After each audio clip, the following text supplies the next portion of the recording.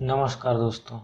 आज की इस वीडियो में हम देखेंगे कि हॉर्स पावर शब्द की शुरुआत कैसे हुई, हॉर्स पावर की परिभाषा क्या है तथा हॉर्स पावर को वाट में कैसे बदलते हैं। सर्वप्रथम हॉर्स पावर शब्द का प्रयोग जेम्स वाट ने किया था। हॉर्स पावर शक्ति की एक इकाई है। आइए संक्षेप में इसका इतिहास जान लेते हैं।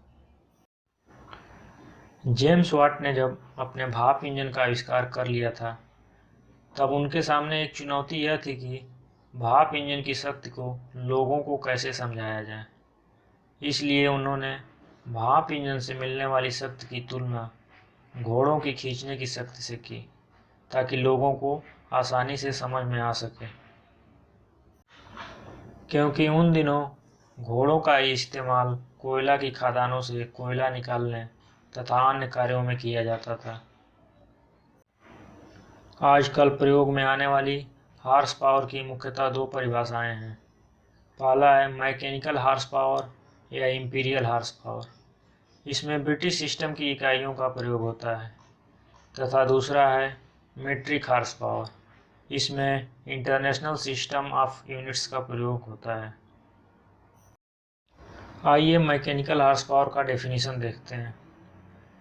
एक मैकेनिकल हॉर्स पावर वह शक्ति है जो 550 पाउंड द्रव्यमान को 1 सेकेंड में 1 फुट ऊपर उठाने के लिए आवश्यक होती है। आइए अब देखते हैं 1 हॉर्स पावर को वाट में कैसे बदलते हैं। तो जैसा कि हम जानते हैं, power equal to work upon time. इस फार्मूले में यदि कार्य जूल में हो तथा समय सेकेंड में हो तो हमें शक्ति वाट में मिलेगी। कार्य बराबर होता है बल गुणे विस्थापन। यदि बल न्यूटन में हो तथा विस्थापन मीटर में हो तो हमें कार्य जूल में प्राप्त होगा। अब हम इसी फार्मूले की सहायता से 1 हॉर्स पावर को वाट में कन्वर्ट करेंगे। परिभाषा के अनुसार हम जानते हैं कि 1 मैकेनिकल हॉर्स पावर वह शक्ति है जो 550 पाउंड वेट को 1 सेकेंड में 1 फुट ऊपर उठाने के लिए आवश्यक होती है। अतः हमें इसे वाट में बदलना है। जैसा कि हम जानते हैं कि वेट भी एक प्रकार का फोर्स होता है। तो यहाँ पर हमारा वेट है 550 पाउंड। इसे हम न्यूटन में कन्वर्ट कर देंगे तथा जो हमारा डिस्प्लेसमेंट है ये फुट में है, इसको हम मीटर में कन्वर्ट करेंगे। टाइम ऑलरेडी सेकेंड में है, अतः हमारा ये पूरा डाटा वाट में कन्वर्ट हो जाएगा। तो आइए देखते हैं पाउंड को हम न्यूटन में कैसे कन्वर्ट करेंगे। तो सबसे पहले हम पाउंड को केजी में कन्वर्ट करेंगे।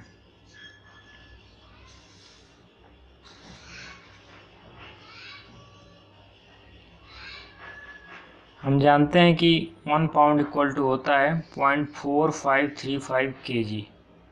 अतः इसका 550 में मल्टीप्लाई करेंगे तो ये केजी में कन्वर्ट हो जाएगा। 1 फुट इक्वल टू होता है 0.3048 मीटर। तो यहाँ से फुट को मीटर में कन्वर्ट कर लेंगे और टाइम ऑलरेडी सेकेंड में है।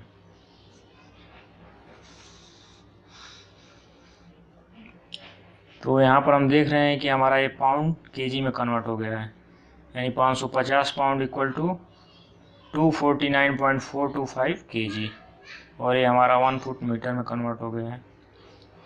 अब हम केजी को न्यूटन में कन्वर्ट करेंगे। जैसा कि हम जानते हैं 1 kg weight equal to 9.81 newton होता है। तो इस केजी में हम 9.81 का मल्टीप्लाई कर देंगे तो ये न्यूटन में कन्वर्ट हो जाएगा।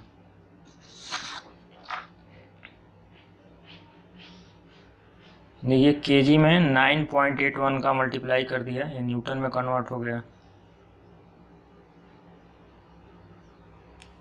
तो यहाँ पे हमारा ये न्यूटन में हो गया फोर्स और ये जो हमारा डिस्प्लेसमेंट था वो मीटर में है, टाइम ऑलरेडी सेकेंड में है। तो ये हमारा पूरा फिगर हो गया ये 745.8026994 न्यूटन मीटर और ये टाइम 1 सेकेंड है। जैसा कि हम जानते हैं न्यूटन इंटू मीटर जूल होता है और जूल पर सेकेंड वाट होता है। तो हमारा ये कन्वर्ट हो गया 1 mechanical horse power equal to 745.8026994 joule per second, इसको ही वाट बोलते हैं। तो जो है हमारा डाटा, इसको हम राउंड फिगर में लेते हैं। 745.8026994 को हम 746 वाट बोल सकते हैं। तो ये हमारा आ गया final 1 mechanical horse power equal to 746 watt. आइए अब मीट्रिक हार्स पावर का डेफिनेशन देखते हैं।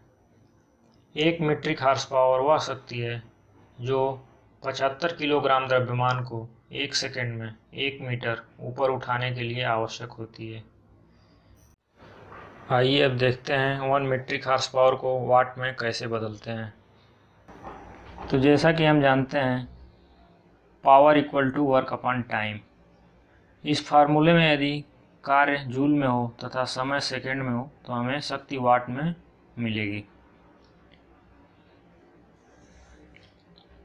कार्य बराबर होता है बल गुणे विस्थापन। यदि बल न्यूटन में हो तथा विस्थापन मीटर में हो तो हमें कार्य जूल में प्राप्त होगा। अब हम इसी फार्मूले की सहायता से 1 हार्स पावर को वाट में कन्वर्ट करेंगे। परिभाषा के अनुसार हम जानते हैं कि 1 मीट्रिक हार्स पावर वह शक्ति है जो 75 kg वेट को 1 सेकेंड में 1 मीटर ऊपर उठाने के लिए आवश्यक होती है। तो इसको हमें वाट में बदलने के लिए सबसे पहले 1 kg को न्यूटन में कन्वर्ट करना होगा, और डिस्प्लेसमेंट हमारा ऑलरेडी मीटर में है और टाइम सेकेंड में है। तो ये पूरा फिगर हमारा वाट में कन्वर्ट हो जाएगा। तो kg को न्यूटन में बदलने के लिए हम 9.81 से मल्टीप्लाई करेंगे, क्योंकि 1 kg वेट इक्वल टू होता है 9.81 न्यूटन। तो हमने 75 में 9.81 का मल्टीप्लाई कर दिया तो ये न्यूटन में कन्वर्ट हो जाएगा।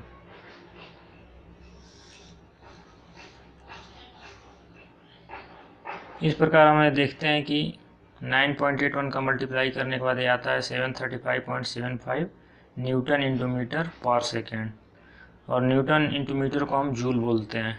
ये हमारा आ गया 735.75 जूल पर सेकेंड, और जूल पर सेकेंड को ही वाट बोलते हैं।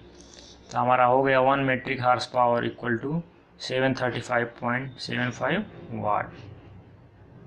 तो आज यहीं समाप्त करते हैं। धन्यवाद। कृपया हमारे चैनल को लाइक और सब्सक्राइब अवश्य करें।